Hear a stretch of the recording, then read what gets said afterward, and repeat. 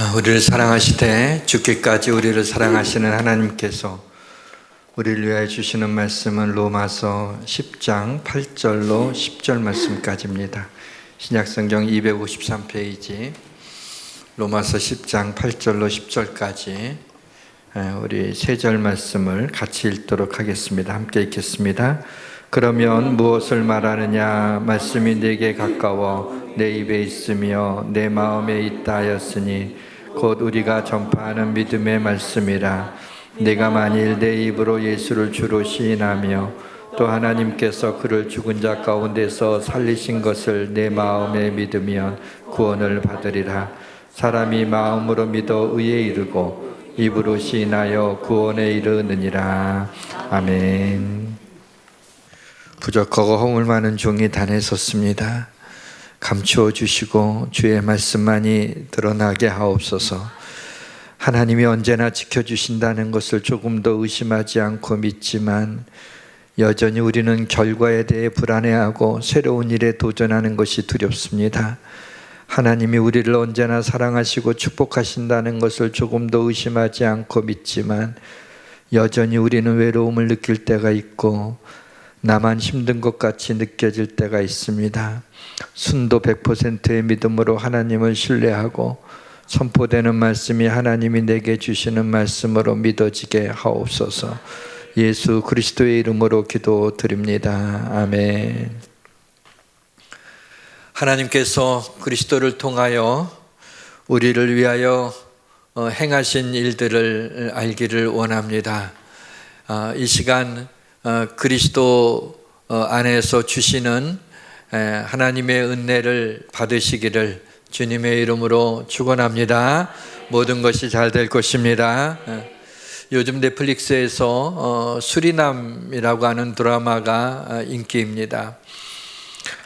남미에 있는 작은 나라 수리남에서 마약을 중심으로 한국 사람들이 벌인 일들을 드라마로 만든 작품입니다.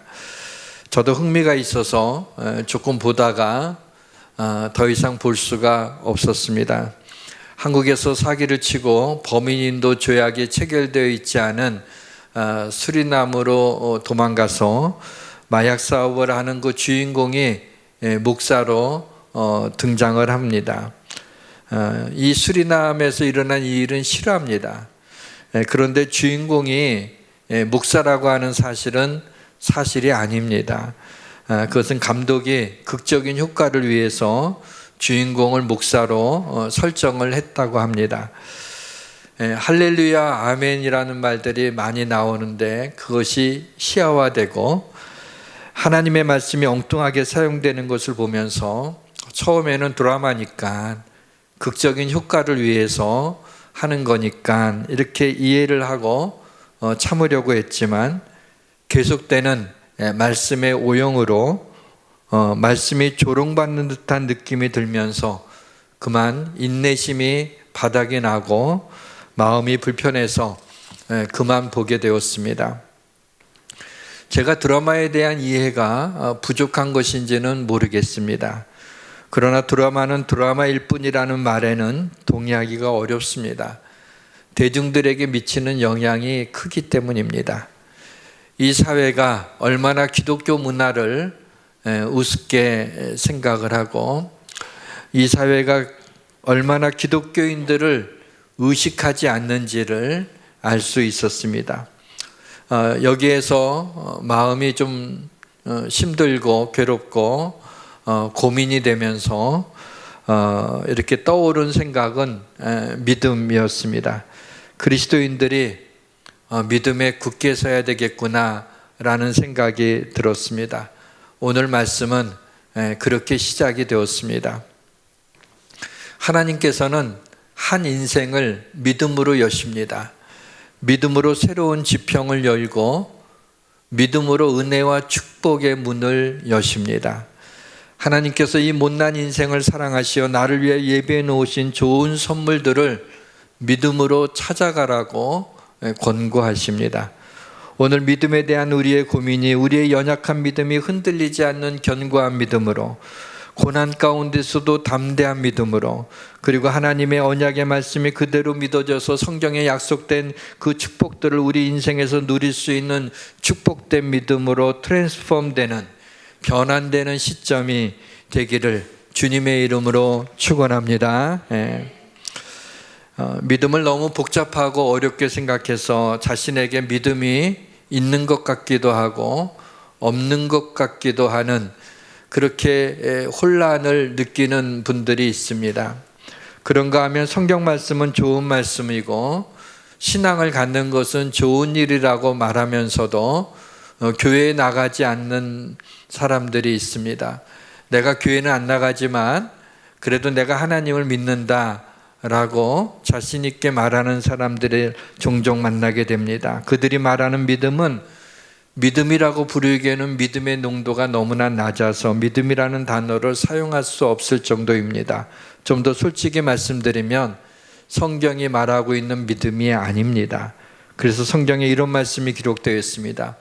너희는 믿음 안에 있는가 자신을 시험하고 자신을 확증하라. 예수 그리스도께서 너희 안에 계신 줄을 너희가 스스로 알지 못하느냐?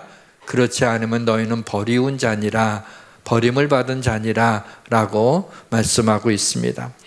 이 믿음은 여러 스펙트럼으로 정리할 수 있습니다. 믿음이란 나의 죄를 용서해 주시기 위해 십자가에서 피 흘리신 예수 그리스도를 나의 구주로 믿는 것을 믿음이라고 합니다.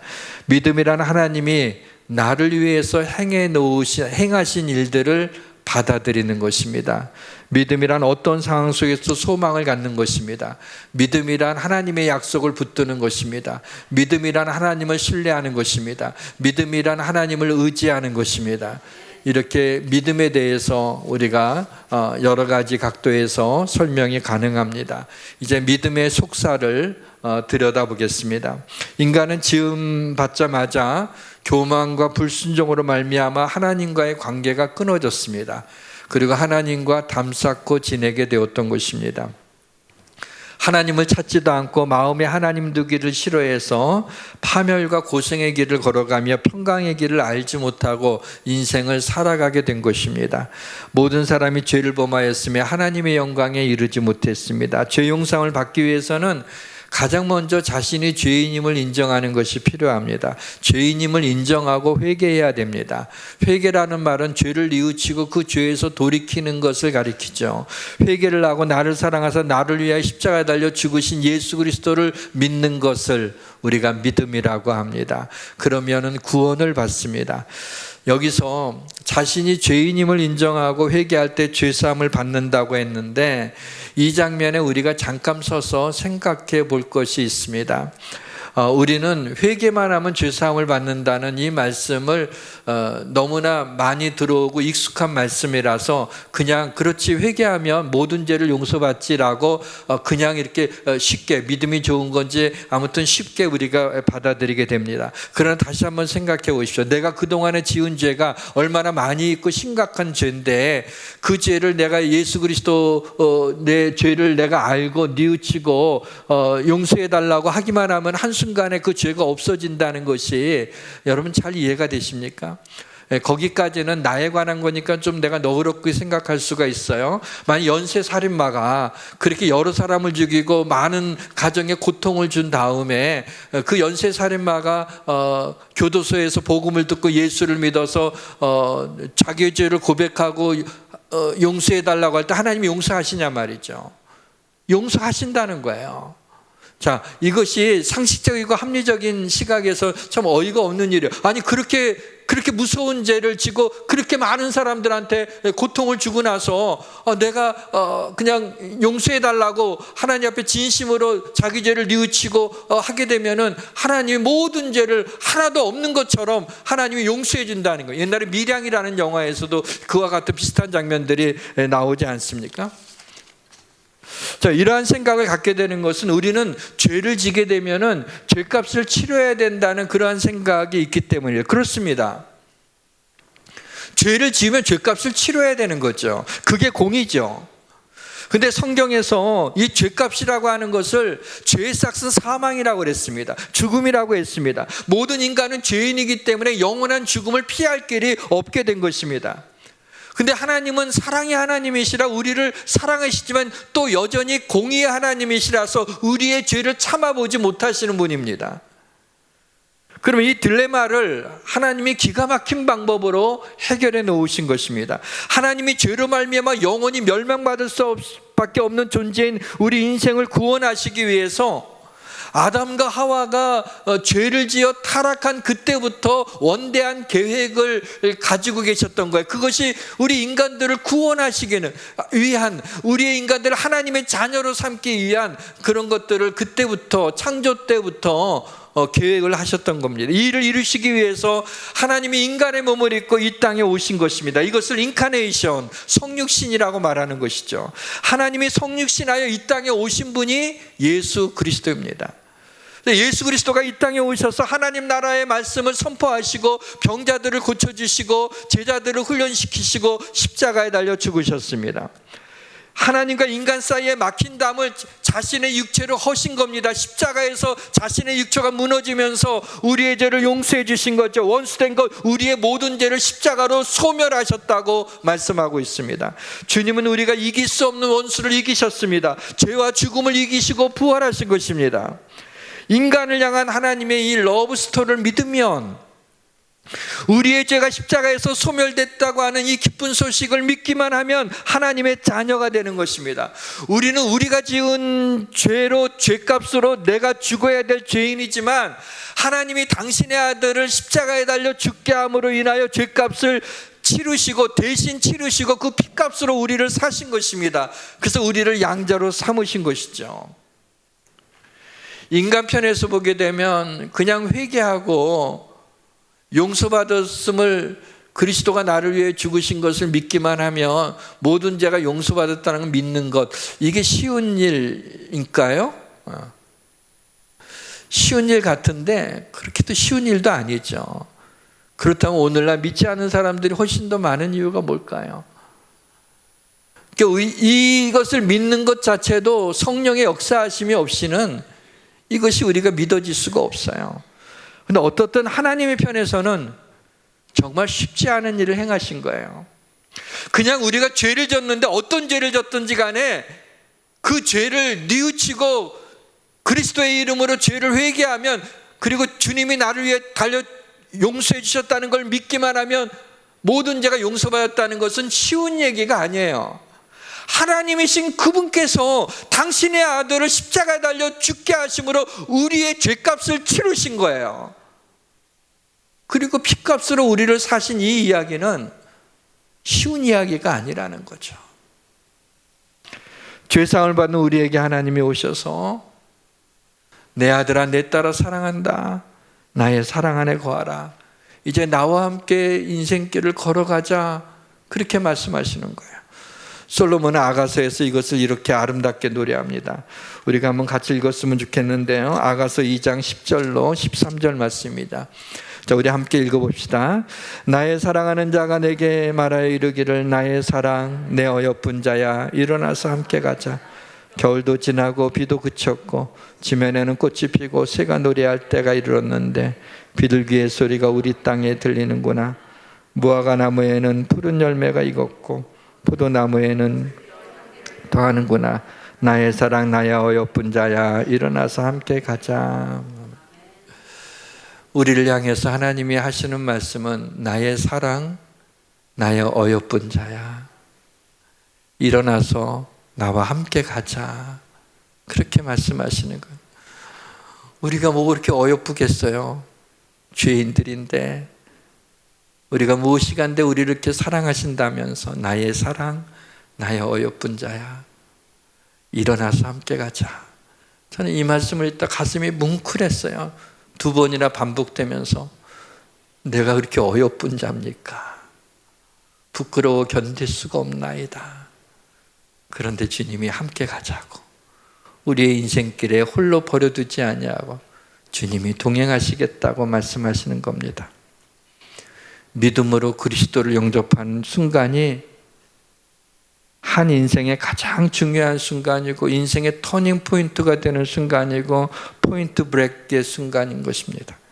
그리스도를 영접하는 순간 놀라운 일들이 동시에 벌어지죠.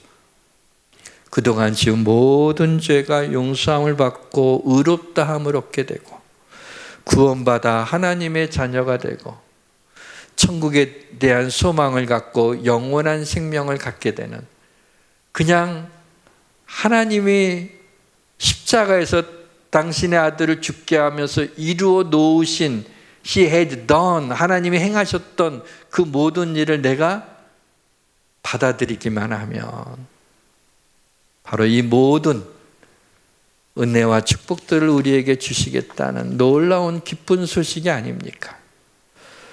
왜 하나님은 우리의 믿음을 통해서만 구원하시겠다고 하실까? 뜻밖의, 좀 그동안에 한 번도 생각해 보지 않았던 그런 의문점이 떠올랐어요. 하나님이 우리의 지혜를 가지고 구원하시겠다고 하시면 얼마나 우리가 지혜를 얻으려고 했을까요?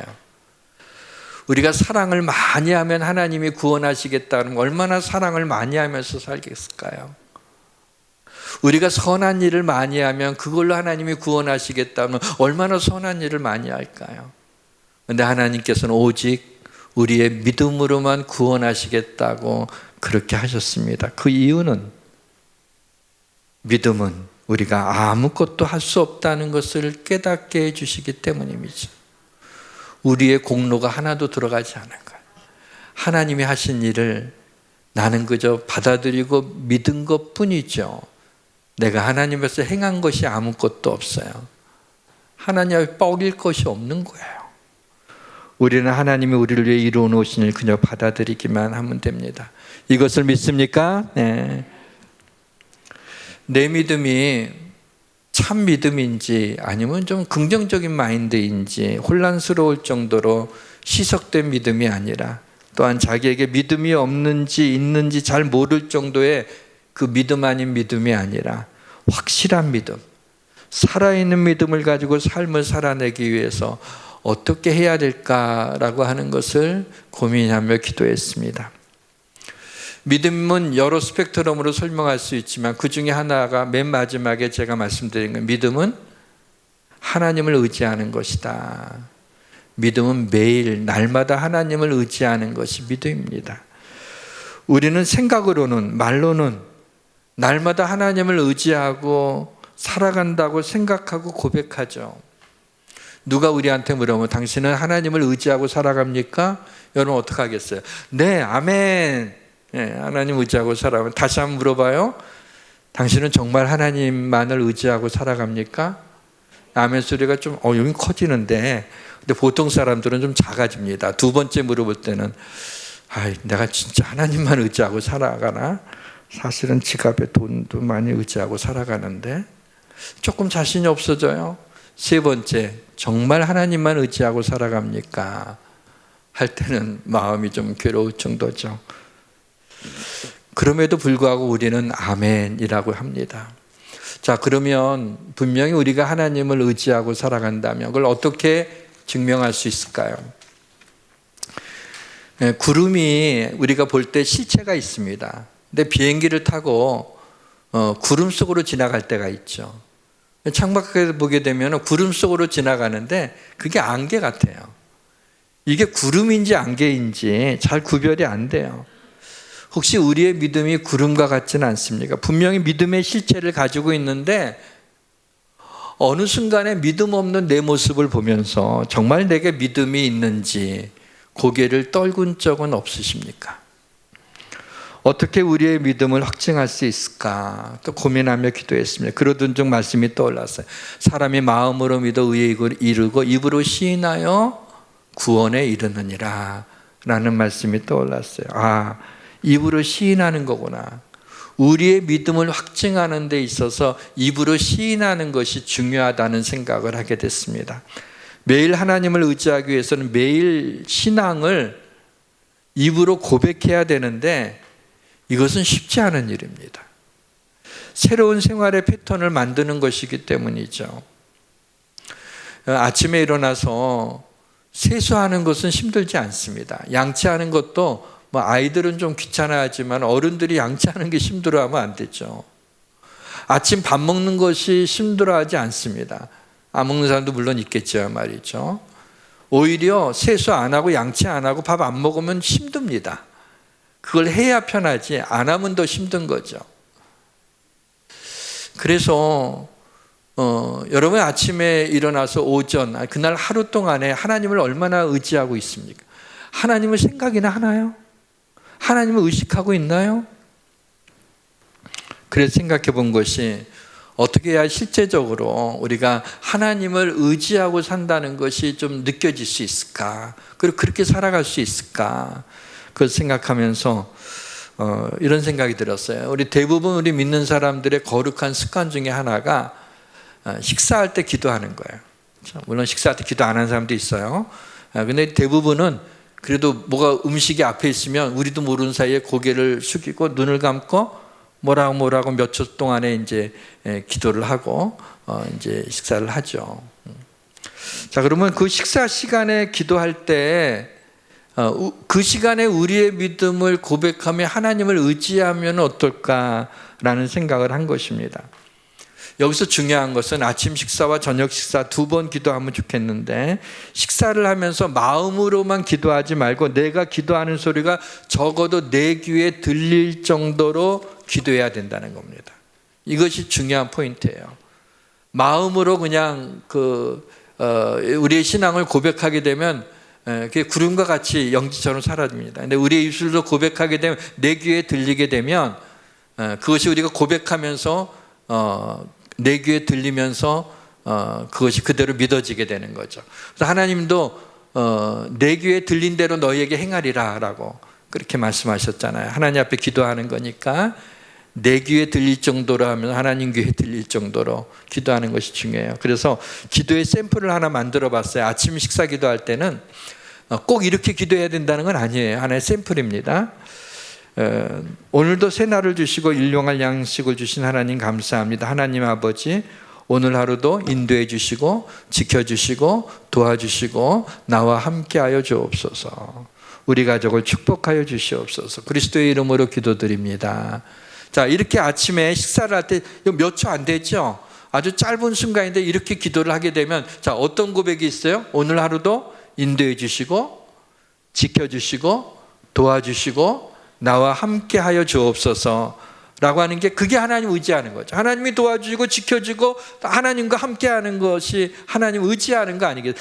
그런 고백을 우리의 입술로 아침 식사할 때 이런 기도를 하는 겁니다. 그리고 저녁 식사 기도할 때의 샘플은 하나님 아버지 감사한 마음으로 식탁에 앉았어요. 오늘 하루도 인도해 주시고 지켜주시고 도와주시고 나와 함께 하여 주셔서 감사합니다. 모든 것이 하나님의 은혜였습니다. 그리스도의 이름으로 기도합니다. 여기 저녁 식사에도 뭐가 있어요? 오늘 하루를 인도해 주시고 지켜주시고 도와주시고 나와 함께 하여 주셨음을 감사하잖아요. 그리고 모든 게 하나님의 은혜라고 하는 것을 고백하면서 우리는 하나님의 손길을 느끼게 되는 거예요. 하나님을 의지하고 있다고 하는 것이 실감나게 되는 거죠. 그러면 정말 그 고백대로 하나님이 우리의 삶을 인도해 주시고 우리의 삶을 지켜주시고 우리의 삶을 도와주시고 우리와 함께 동행해 주심을 믿으시기를 바랍니다. 꼭 식사 시간에만 하라는 건 아니에요. 저는 가장 가능성 있는 하나님을 의지하는 것이 느껴질 수 있는 가능성 있는 것이 그래도 식사를 앞에다 놓게 되면 우리가 아침 저녁으로 기도하니까 그렇게 기도하면 좋겠다라는 생각이 든 겁니다. 이제 오늘 말씀 제목이기도 한 믿음의 필요성에 대한 말씀을 잠시 드리겠습니다. 우리에게 믿음이 필요한 이유는 믿음이 우리의 곤고한 현실 가운데서도 하나님이 주신 꿈을 이상을 이룰 수 있는 사닥다리이기 때문입니다. 우리가 믿음이 있을 때 곤고한 삶 가운데서도 어려운 삶 속에서도 하나님이 주시는 축복을 받을 수 있는 그 사닥다리가 바로 믿음이라고 하는 것입니다. 현실적이고 욕심 많은 야곱이 아버지를 속여서 형이 받아야 될 복을 대신 받았지만 이 사실을 난 형 에서의 분노로 인하여 집에서 도망치던 나와 10대 후반의 야곱은 낯선 곳에서 하룻밤을 지내게 됩니다. 이슬도 피할 수 없는 곳에서 앞으로 어떻게 살아가야 될지 막막하고 불안한 마음으로 잠들었을 때 꿈의 사닥다리를 보게 되고 하나님의 말씀을 듣게 됩니다. 내가 너와 함께 있어 내가 어디로 가든 너를 지키며 너를 이끌어 이 땅으로 돌아오게 하리라.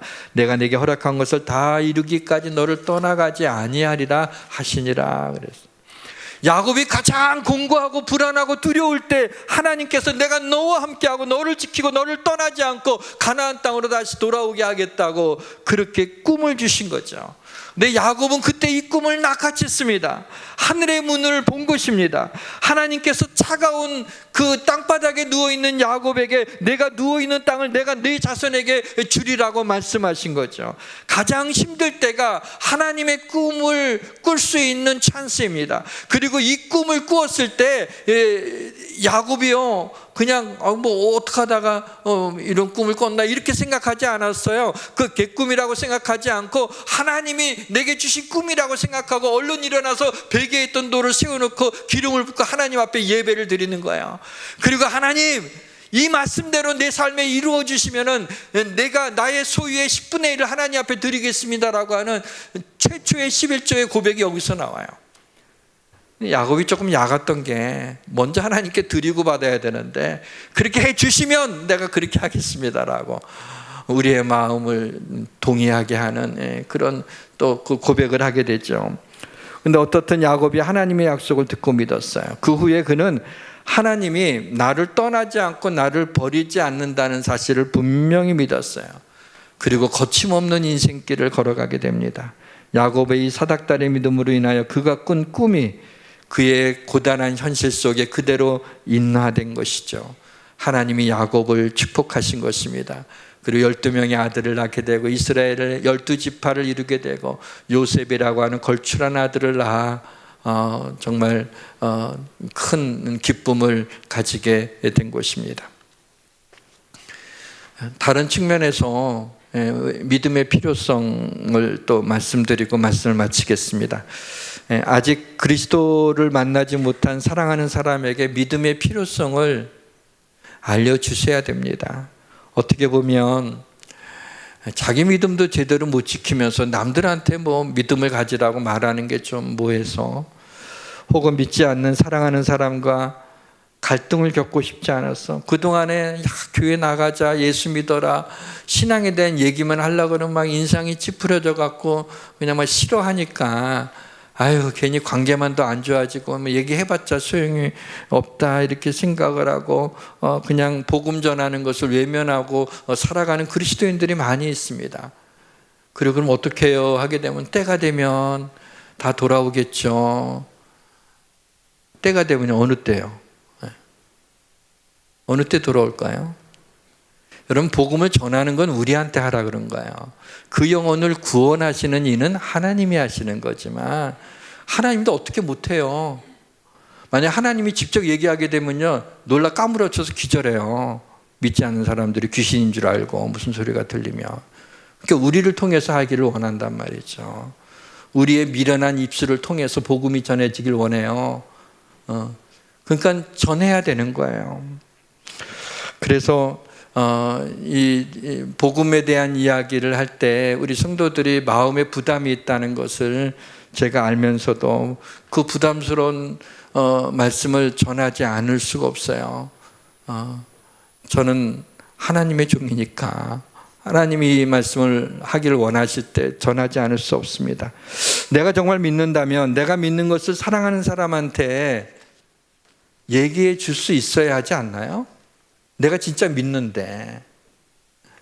사람이 살아가면서 돈이 중요하고 필요한 것처럼 인생을 살아내면서 믿음이 얼마나 중요하고 필요하다는 것을 자신의 이야기를 하면서 알려줘야 하지 않겠습니까?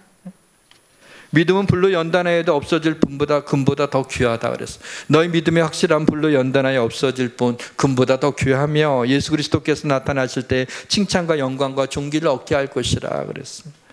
자녀들에게 금이나 재물을 물려주는 것보다 훨씬 더 중요한 것이 믿음입니다.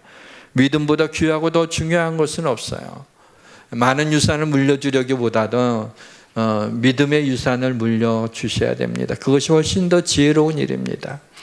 믿지 않는 사람들에게 신앙에 관한 것을 말하려고 할 때 싫어하는 것은 당연한 얘기죠.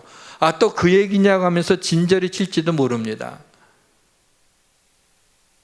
듣고 싶지 않으니까, 안 하니까 그런 복음을 전하지 않아도 되나요? 그렇게 듣기 싫으면 그냥 그만둬, 지옥에나 가라, 이럴 수 있어요? 종교에는 자유가 있고 믿고 안 믿고는 내 선택이니까 내 마음대로 해도 괜찮다라고 그렇게 해야 될 문제냔 말이죠. 이것은 생명과 죽음의 문제, 영원한 생명에 관한 문제란 말이죠. 그리스도의 사랑을 받아들이라고 간청을 해야 되는 거예요. 어떻게 나는 그것을 정말 믿고 있으면서도 내가 사랑하는 내 가족이나 내 사랑하는 사람들한테 정말 이 당신이 믿음의 필요성에 대해서, 그리스도의 은혜에 대해서, 하나님의 사랑에 대해서 얘기하지 않을 수가 있냔 말이죠. 좀 실제적인 이야기를 하겠습니다. 사랑하는 사람이 아직 믿지 않을 때 그 사람에게 복음을 전하려고 할 때 지혜가 필요합니다. 가장 먼저 제일 중요한 것은 그 사람을 위해 특별히 기도해야 돼요. 그 영혼을 위해서 어떤 시간을 좀 정해놓고, 매 기간을 좀 정해놓고 충분하게 되는 거 특별히 기도해야 돼요. 하나님, 그 사람의 마음에 굳은 마음을 제거하고 부드러운 마음을 주옵소서. 하나님이여, 새 영을 부어 주시옵소서. 내 말에는 능력이 없사오니 내가 내 사랑하는 그 사람의 마음을 움직일 수가 없으니 성령께서 역사하여 주옵소서 하고 하나님 앞에 간절히 기도하는 거예요. 그리고 나서 그 사람이 내 말을 안 들을 수 없을 정도로, 미안할 정도로 호의를 베푸세요. 여러분, 할 수 있는 최고의 호의를 베푸는 거예요. 그래갖고 어쩔 줄 모르게 만드는 거예요. 그래서 무슨 말만 하면 다 알았어 하고 이렇게 할 정도로 만드는 거예요. 돈을 좋아하면 1,000만 원을 주던지 말이죠. 이렇게 해갖고 놀라게 만드는 거예요. 감동적으로 만드는 거예요. 그래서 이제 무슨 말이 나오기만 하면은 그걸 이제 들을 만한 마음의 자세를 갖게 하죠. 그리고 믿음에 대해서 얘기할 때는요, 방해를 받지 않을 만한 그런 장소, 그리고 충분한 시간을 확보해 놓고 분위기를 잘 만들어서, 그리고 진지하게 얘기를 해야 됩니다. 자신의 인생을 걸고 얘기를 해야 됩니다. 유언같이 얘기를 해야 됩니다. 이때 먼저 믿음의 필요성은, 너 믿음 가져야 돼. 그러면은 싫어, 나중에, 이러면 그 다음부터 못하잖아요. 이건 다친 질문이에요. 그렇게 하지 말고, 너는 믿음에 대해서 어떻게 생각하니? 적어도 가까운 사람들은 그 얘기를 여러 번 들어봤을 거 아니에요. 그렇죠? 교회도 다녀봤을 거고. 믿음에 대해서 어떻게 생각하냐면 이제 여러 얘기가 나올 거예요. 뭐 어쩌고, 뭐 지금 분위기 좋으니까, 딴 때 말 안 하지만, 그렇게 쭉 얘기를 하면 놀라운 것은 성령께서 그 얘기를 듣는 가운데 여러분이 해야 될 말을 성령님이 우리 입에다 주십니다. 생각나게 하십니다.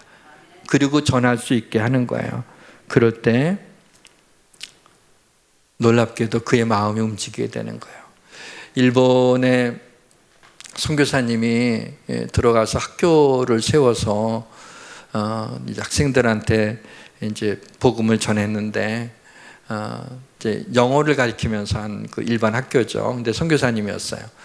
근데 이 선교사님이 유독 한 학생에 대해서 관심이 굉장히 많았어요. 그 영혼이 이상하게 마음에 부딪혔어요. 그래서 개인적으로 만나서 밥도 사주고 친밀하게 하면서 복음을 계속 전했지만은 이 학생이 다른 건 다 좋은데 그것만큼은 안 받아들이겠다고 말해요. 자기는 신사를 참배해야 된다고, 싫다고 그랬어요. 어느 날 너무 안타까우니까 선교사님이 이 학생의 손을 잡은 거예요. 꼭 이렇게 잡았어요. 내가 너한테 할 말이 있다고 하면서. 학생이 차마, 그래서 선생님의 손을 뺄 수가 없어서 이제 가만히 있었는데 꼭 잡고 있는데 아무 말씀 안 하시는 거예요. 조금 있다가 자기 손등에 뭐가 툭 떨어지는 거예요. 보니까는 그 선생님이 눈물이었어요. 그 순간에 그 뜨거운 눈물이 자기의 손바닥에, 손등에 닿으면서 선교사님 계속 눈물을 흘리는 걸 보면서 이 학생이 선교사님 믿는, 선생님이 믿는 예수를 나도 믿겠다고 그런 고백을 하게 됩니다.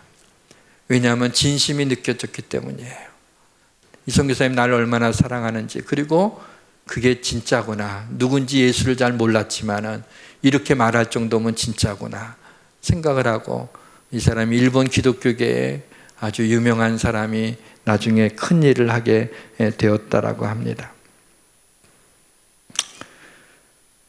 근데 주의할 점이 있어요. 믿음의 필요성을 느끼고 신앙을 가지려고 할 때 그 순간부터 사탄이 그 영혼을 빼앗기 위해서 역사하기 시작하는 거예요. 그거 내 거였는데 이게 움직이는 거예요. 흔들리는 거예요. 저쪽으로 가는 거예요. 하나님께로 가게 될 때 사단이 가만히 있지 않죠. 빼앗기지 않으려고 합니다. 사단의 역사는 어떤 이유를 통해서인지 교회에 나가지 못하게 하는 거예요. 이제 누군가 나를 사랑하는 사람이 진심으로 얘기하는 걸 듣고 그래 나도 교회 나가고 예수를 믿어야 되나? 관심을 갖고 교회 나가려고 마음 먹었잖아요. 그러면 그렇게 약속을 하게 되면 무슨 일이 있어도 그 주간에 교회를 데리고 나와야 돼요. 그래서 더 많이 기도하고 세심하게 그 영혼을 케어해야 됩니다. 그 주일날 데리고 나오지 않으면 마음이 식어지게 돼요. 그래서 무슨 일이 있어도 주일날 교회에 데리고 나오면 그때 이제 하나님의 은혜가, 하나님의 역사가 나타나게 됩니다. 영적 전쟁에서 승리하는 우리 성도님들이 되시기를 주님의 이름으로 축원합니다. 505장 우리 1절 3절 부르고 우리 기도하겠습니다.